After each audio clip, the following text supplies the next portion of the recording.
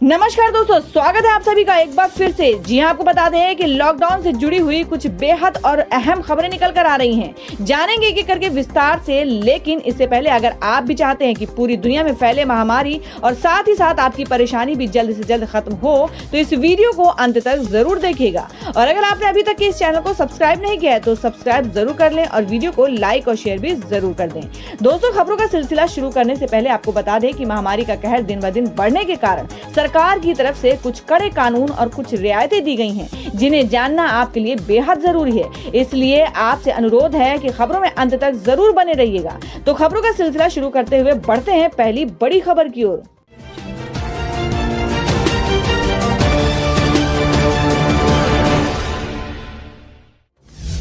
तो दोस्तों, आज की जो पहली बड़ी खबर निकल कर आ रही है, आपको बता दें कि गुजरात में रिकॉर्ड मामले से बिगड़ी तस्वीर। देश में बीते 24 घंटे में 3,970 मामले और 103 की गई जान। जी आपको बता दें कि गुजरात में शनिवार को रिकॉर्ड 1,057 नए मामले सामने आए हैं। गुजरात के साथ ही महाराष्ट्र, दिल्ली और तमिलनाडु में संक्रमण के बढ़ते मामलों ने देश में खराब होते हालात को और गंभीर बना दिया है। केंद्रीय स्वास्थ्य मंत्रालय की ओर से जारी ताजा आंकड़ों के मुताबिक देश में बीते 24 घंटे में 3,970 नए मामले सामने आए हैं, जबकि 103 लोगों की संक्रमण से जाने गई हैं। देश में संक्रमितों की संख्या 85,940 हो गई है, जबकि अब तक की 2,752 लोगों की जान गई है। हालांकि 30,000 से ज्यादा लोग स्वस्थ भी हुए हैं। शनिवार को जिन 103 लोगों की जान गई है, उसमें महाराष्ट्र में 67, गुजरात में 19, उत्तर प्रदेश में 10, बंगाल में 7, दिल्ली में 6, मध्य प्रदेश में 5, तमिलनाडु में 3, पंजाब में 2 और राजस्थान, जम्मू कश्मीर व आंध्र प्रदेश में 1-1 शामिल है।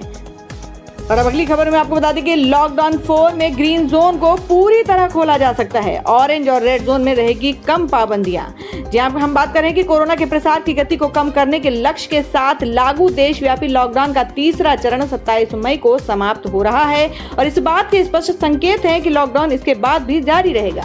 मंगलवार को राष्ट्र के नाम संबोधन में प्रधानमंत्री नरेंद्र मोदी ने कहा था कि लॉकडाउन अभी पूरी तरह नहीं हटेगा। हालांकि उन्होंने चौथे चरण में ज्यादा छूट का संकेत भी दिया है। आपको बता दें कि लॉकडाउन 4 में ग्रीन जोन को पूरी तरह खोलने का फैसला लिया जा सकता है। अधिकारियों के मुताबिक सोमवार यानी 18 मई से शुरू होने जा रहे चौथे चरण में ग्रीन जोन को पूरी तरह खोलने का फैसला लिया जा सकता है। इस चरण में हॉटस्पॉट तय करने का अधिकार राज्य को मिलने की उम्मीद है। हालांकि शारीरिक दूरी का पालन करना और मास्क लगाने जैसे प्रावधान सभी के लिए अनिवार्य रहेंगे। गाइडलाइन जारी होने से पहले गृह मंत्री अमित शाह ने शुक्रवार को नॉर्थ ब्लॉक स्थित अपने कार्यालय में करीब 5 घंटे मंत्रालय के वरिष्ठ अधिकारियों से चर्चा की है। अधिकारियों का कहना है कि अगले चरण में ऑरेंज जोन में भी बहुत कम पाबंदियां रहेंगी। रेड जोन में भी कंटेनमेंट एरिया में ही सख्ती रखी जाएगी और यहां तक कि रेड जोन में सैलून, नाई की दुकान और चश्मे की दुकानों को भी खोलने की अनुमति मिल सकती है। हालांकि इस संबंध में विस्तृत गाइडलाइंस राज्य सरकारों के सुझावों के आधार पर गृह मंत्रालय जारी करेगा। राज्य सरकारों को शुक्रवार तक अपने सुझाव देने को कहा गया है। और अब अगली खबर निकल कर आ रही है कि रेलवे की बड़ी घोषणा, प्रवासी मजदूरों के लिए किसी भी जिले से श्रमिक एक्सप्रेस चलाने को तैयार। जी हां, आपको बता दें कि केंद्रीय रेल मंत्री पीयूष गोयल प्रवासी मजदूरों को राहत पहुंचाने के लिए बड़ी घोषणा की है। पीयूष गोयल ने कहा कि रेलवे किसी भी जिले से श्रमिक स्पेशल ट्रेन चलाने को तैयार है। इसके लिए जिलाधिकारी को जिले में फंसे प्रवासी मजदूरों की सूची के साथ प्रदेश के नोडल अधिकारी के माध्यम से आवेदन करना होगा। गोयल ने एक ट्वीट के माध्यम से कहा कि रेलवे देश के विभिन्न हिस्सों में फंसे प्रवासी मजदूरों को उनके गंतव्य तक पहुंचाने के लिए किसी भी जिले से श्रमिक स्पेशल ट्रेन चलाने को तैयार हैं। इसके लिए संबंधित जिलों के जिलाधिकारियों को श्रमिकों की सूची और उनके गंतव्य के विवरण के साथ नोडल अधिकारी के माध्यम से आवेदन करना होगा।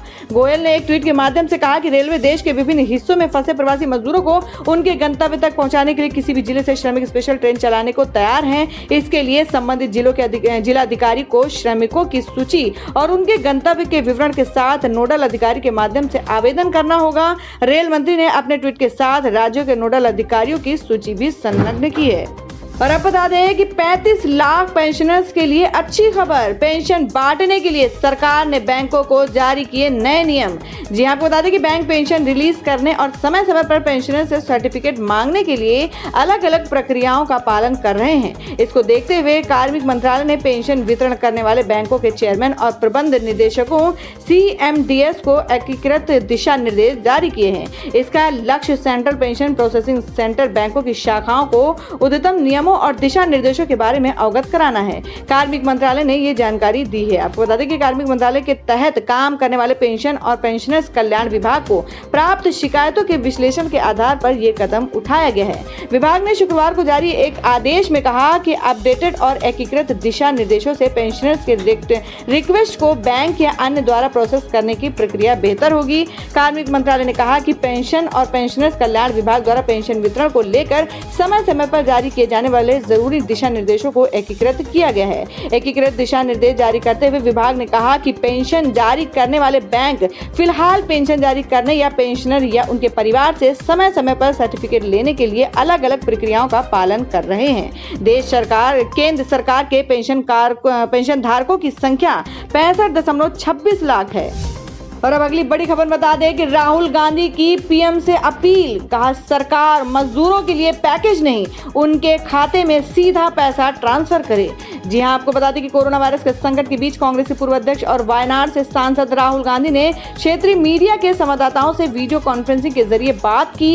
इस दौरान उन्होंने प्रधानमंत्री नरेंद्र मोदी से न्याय योजना को लागू करने की मांग की है। राहुल गांधी ने कहा कि सरकार मजदूरों को पैकेज नहीं, उनके खाते में सीधा पैसा ट्रांसफर करे। क्षेत्रीय मीडिया के पत्रकारों के साथ बातचीत करते हुए उन्होंने कहा कि वह समाज के गरीब और कमजोर वर्गों के खातों में पैसा डालकर मांग पैदा करने के लिए सरकार पर दबाव बनाने की कोशिश कर रहे हैं। कांग्रेस नेता ने जोर देकर कहा कि अगर मांग उत्पन्न नहीं हुई तो देश को आर्थिक रूप से कोरोना वायरस से बड़ा नुकसान होगा। राहुल गांधी ने कहा कि पूरे देश इस समय एक मुश्किल दौर से गुजर रहा है, लोगों को आज पैसे की जरूरत है। ऐसे में सरकार को साहूकार के जैसा काम नहीं करना चाहिए। उन्होंने कहा कि सरकार को लगता है कि अगर हमारा राजकोषीय घाटा बढ़ जाएगा तो विदेश की जो एजेंसियां हैं वे हमारी रेटिंग कम कर देंगी, लेकिन मैं कहना चाहता हूं कि हिंदुस्तान की जो रेटिंग है वो हिंदुस्तान के लोगों से है, इसलिए सरकार को विदेश के बारे में सोचकर काम नहीं करना चाहिए।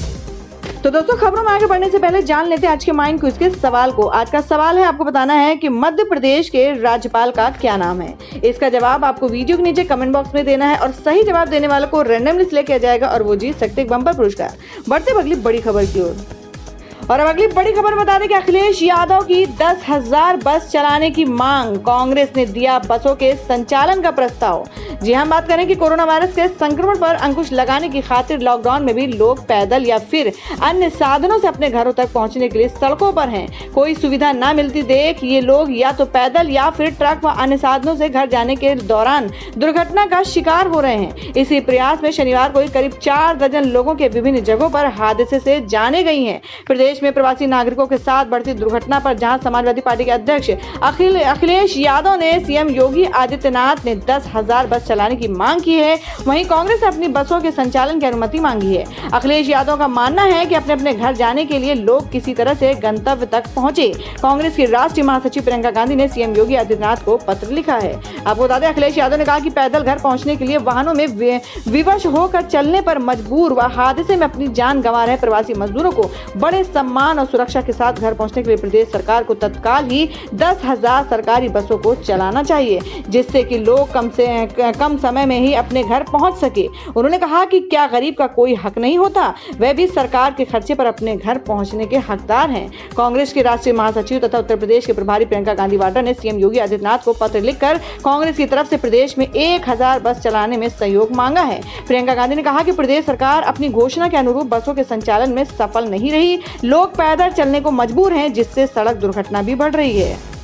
तो दोस्तों, आप लोगों को क्या लगता है कि मजदूरों के लिए बसें चलाने की अनुमति सरकार को देना चाहिए, जिससे कि वो सब अपने अपने घर पहुंच सके? आप अपना सुझाव कमेंट बॉक्स में जरूर दें। बढ़ते हैं अगली खबर की ओर। और अब अगली खबर बता दें कि मुख्यमंत्री योगी आदित्यनाथ ने कहा, श्रमिकों को पैदल चलने से रोकने के लिए हर थाना क्षेत्र में बनाए टीम।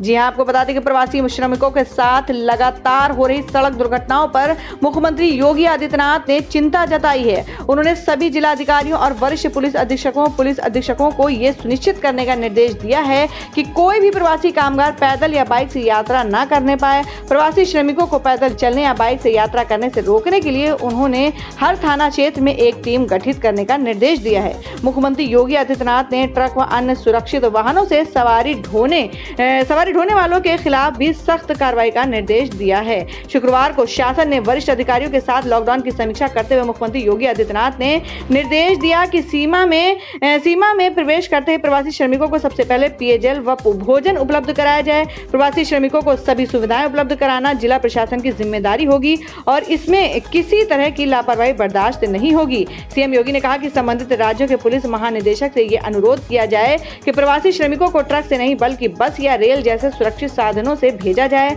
और ये भी कहा कि विभिन्न राज्यों से ट्रेन से आ रहे प्रवासी श्रमिकों को घर भेजने के लिए परिवहन निगम की बसें उपलब्ध न होने पर निजी व स्कूल बसों का भी इस्तेमाल किया जाए। बड़ी संख्या में प्रवासी कामगारों की आमद के मद्देनजर मुख्यमंत्री योगी आदित्यनाथ ने आश्रय स्थलों और कम्युनिटी किचन की व्यवस्था दुरुस्त रखने पर जोर दिया है। सख्त निर्देश दिया कि क्वारंटाइन सेंटर में किसी भी दशा में मांस या मादक द्रव्यों का इस्तेमाल न हो। और अब बता दें कि राजस्थान से यूपी जाने वाले प्रवासी मजदूरों के लिए प्रियंका गांधी ने किया 500 बसों का इंतजाम। जी आपको बता दें कि देशव्यापी लॉकडाउन के बीच प्रवासी मजदूरों के लिए चलाई जा रही श्रमिक स्पेशल ट्रेनों के बावजूद भी कई लोग हैं जो पैदल ही अपने घरों की ओर जा रहे हैं। राजस्थान में भी यूपी के रहने वाले कई मजदूर हैं जिनकी देशबंदी के चलते नौकरी चली गई और वह पैदल ही घर को लौट रहे हैं। इन प्रवासी मजदूरों की मदद के लिए अब कांग्रेस महासचिव प्रियंका गांधी वाड्रा अपने आगे आई हैं। सूत्रों से मिली जानकारी के मुताबिक कांग्रेस महासचिव प्रियंका गांधी ने राजस्थान से प्रवासी मजदूरों को उत्तर प्रदेश में उनके घर पहुंचने के लिए 500 बसों की व्यवस्था की है। गौरतलब है कि मजदूरों के पलायन को लेकर कांग्रेस ने कई बार केंद्र और भारतीय जनता पार्टी शासित राज्यों को आड़े हाथ लिया है। शनिवार सुबह उत्तर प्रदेश के औरैया में हुए सड़क हादसे के बाद से योगी सरकार पर कांग्रेस ने कई हमले किए। इसी बीच राहुल गांधी ने भी दिल्ली में पैदल जा रहे मजदूरों से रास्ते में रुककर बात की, उन्हें घर पहुंचने के लिए गाड़ी की व्यवस्था की। इसी बीच कांग्रेस के सूत्रों से पता चला कि प्रियंका गांधी वाड्रा ने भी मजदूरों के लिए बसों का इंतजाम किया है। तो दोस्तों, खबरों में आगे बढ़ने से पहले एक बार फिर से आपको याद दिला दें कि अगर आपने अभी तक हमारी वीडियो को लाइक नहीं किया तो जल्दी से वीडियो को लाइक कर दें, क्योंकि आपका एक लाइक हमारे लिए बहुत ही महत्वपूर्ण होता है। और अगर आप हमारे चैनल पर नए हैं तो चैनल को जरूर सब्सक्राइब कर लें और बेल के बटन को भी जरूर हिट कर दें। और हमारी पूरी न्यूज को जानने के लिए वीडियो को लास्ट तक जरूर देखें। बढ़ते हैं अगली खबर की ओर। और अब अगली बड़ी खबर में आपको बता दें कि छत्तीसगढ़ के सीएम भूपेश बघेल ने कहा कि 3 दिन से निर्मला जी का धारावाहिक चल रहा है, पल्ले किसी के नहीं पड़ रहा।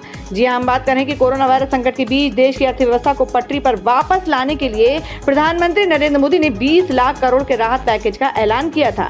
इसकी पहली, दूसरी और तीसरी किस्त से संबंधित जानकारी वित्त मंत्री निर्मला सीतारमण दे चुकी हैं। वित्त मंत्री निर्मला सीतारमण की लगातार तीसरे दिन प्रेस कॉन्फ्रेंस के बाद अब छत्तीसगढ़ के मुख्यमंत्री भूपेश बघेल ने सरकार पर तंज कसा है। उन्होंने कहा कि बीते 3 दिन से निर्मला जी और अनुराग जी का धारावाहिक चल रहा है। भूपेश बघेल ने कहा कि जब माननीय प्रधानमंत्री जी 20 लाख करोड़ के राहत पैकेज की घोषणा की तो बहुत उम्मीदें थीं कि सीधा वो क्या क्या दे रहे हैं, किस किस वर्ग के लिए, वो तुरंत पता चल जाएगा।